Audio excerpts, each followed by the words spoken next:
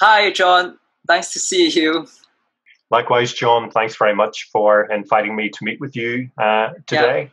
yeah, sure. So, John, would you like to share a bit more about yourself? John, I'm a professor of social work at the University of Hmm. Edinburgh in Scotland, UK. I've been working there for about 3 years and I've been an academic since 2006. Yeah. Prior to that, I worked for nearly 20 years as a social work practitioner and then manager in Hmm. services for adults and children with intellectual disabilities, and then Yeah. moved into services for children and families, primarily around child protection. And a lot of the work I do currently is looking at how Hmm. we understand the needs of children and families in the context of children experiencing some sort of adversity in their lives, but Yeah. also trying to look at see how we understand how the system around social workers can work in a way which is likely Hmm. to help them do the very best job that they can. Sure, sure. That's great. Thanks, John. I understand that you did some research into the issue of leadership and social work. Would you like to share more about that? One of the things I'm interested in is how can we ensure that when social workers are doing the very complex and challenging Hmm. work that they do, how do we ensure that they have the proper systems and processes in place to allow them to practice effectively and Yeah. safely? Hmm. Um, some of the work we've done in the past has been looking at circumstances where children have died or been seriously injured as a Yeah. result of maltreatment. Hmm. And what we did was that we then looked at the inquiries that had taken place into each of these deaths Yeah. to try and understand that if we looked at a group of Hmm. these instances and these children, what might we learn about the wider system Yeah. that promotes and supports safe Hmm. practice. And there's a couple of key messages which have come out from that work. Yeah. Firstly, what we need is to have a system whereby practitioners feel that they have access to high quality supervision. And Hmm. this is supervision in terms of helping them understand what it is they need to do when they're Yeah. working with individuals and families, Hmm. but also gives them a safe place to talk about some of their worries, anxieties, or the personal challenges that they're experiencing from being Yeah. involved in work that is emotionally charged, Hmm. and that might for themselves be throwing up all sorts of questions, for example, about whether or not it's safe to leave a child in a risky Yeah. situation if we're Yeah. able to work with parents and try and support them rather than Hmm. separating children from their parents, or whether or not actually it might be better to remove children into another situation, and so remove them from their carers Yeah. because the risks aren't manageable. Hmm. Even though we know that sort of removing children from their parents actually carries some risks as well. So Hmm. definitely supervision and access to high Yeah. quality supervision from a more experienced manager or practitioner seems to be both a benefit to practitioners, but Hmm. also leads to safer practice. Yeah. I think the second thing we found is that um, the best managers across a whole range of different work settings and disciplines tend to be those who come across as authentic.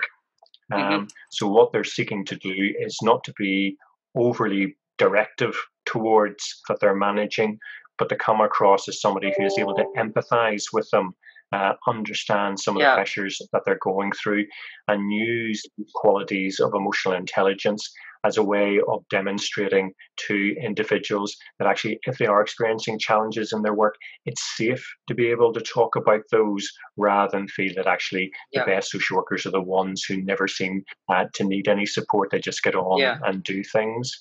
So I think there's qualities of a manager which are approachable, but also that work, but have the experience, help, and support practitioners in what they're trying to do. Sure. Thanks so much for sharing that, John. That sounds like a lot. So, authenticity, access to high quality supervision.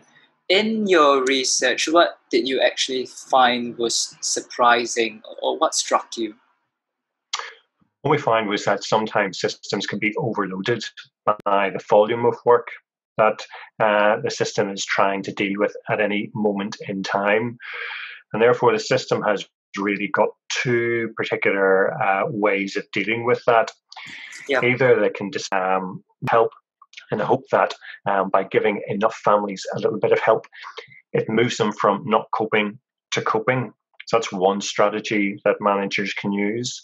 Yeah. The other strategy is that managers can decide, well, actually, for a lot of the families that we might get involved with, even without our help, they'd somehow be able to muddle through and be able to make a difference and be able to get that better place anyway. So why don't we try and reserve our resources for the critical few, those families who seem to be in greatest need? And that greatest need can sometimes be construed as posing the greatest risk to themselves or others, and therefore put as much resource into a small number of individuals or families in order to try and get the maximum return.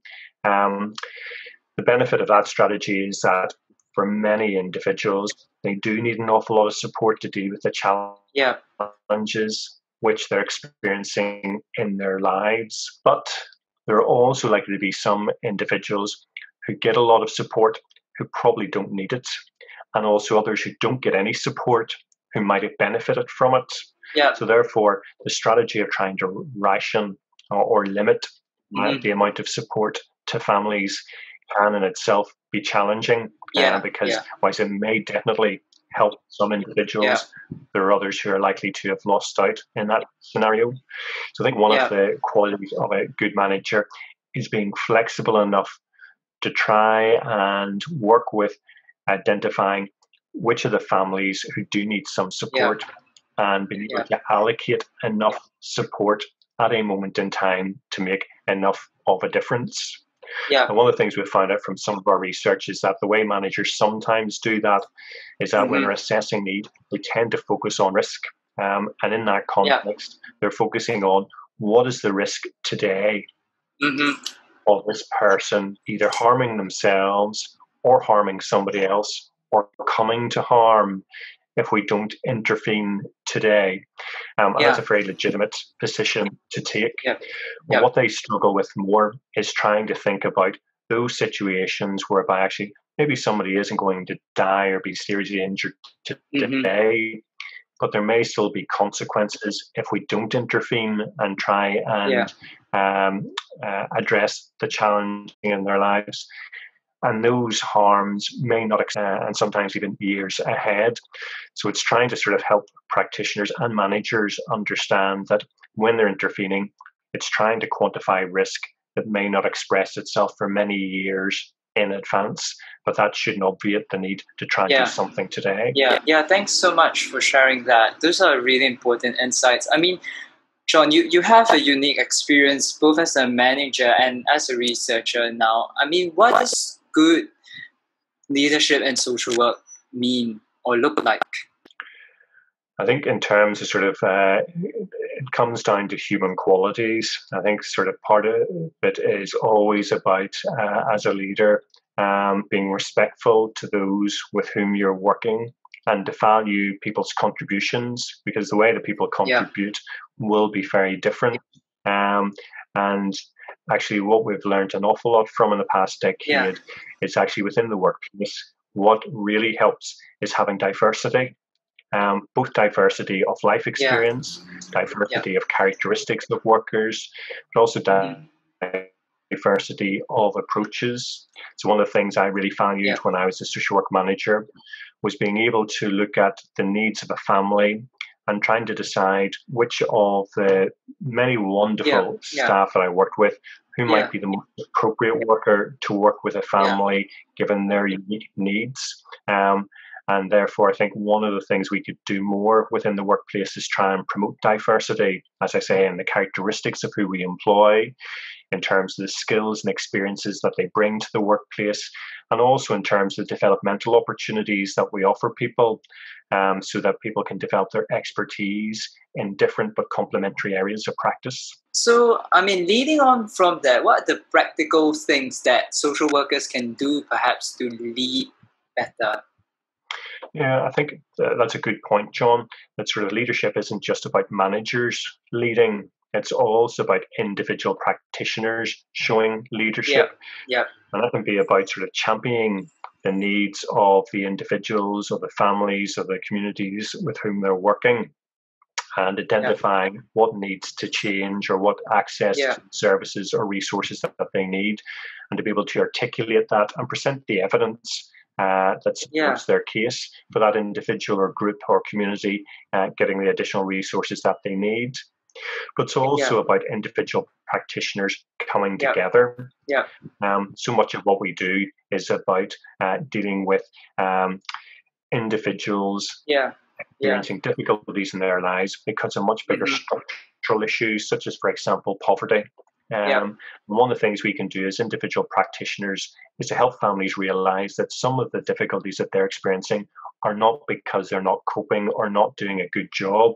And so it's not to pathologize them or make them feel that, for example, they need to learn to budget better, whenever actually it's because they don't have access to the finances and resources that they require. In fact, they may be budgeting very, very well and much better than I could ever budget because their means are so limited.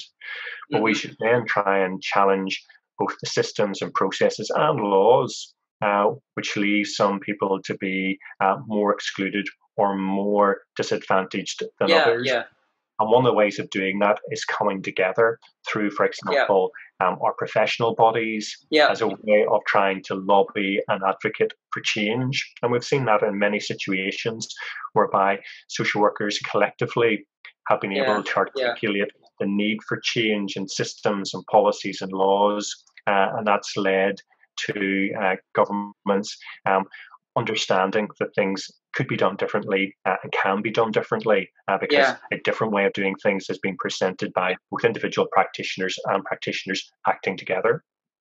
Sure. Thanks so much for those practical tips, John. I mean, before we ended, was there anything else that you wanted to add on leadership and social work? I think one of the final things I would add is that having conversations such as this, John, where practitioners and managers try and look towards their peers in other contexts and try and understand how other people in different countries and different cultural contexts are thinking about and addressing the challenges which are global can be very, very helpful.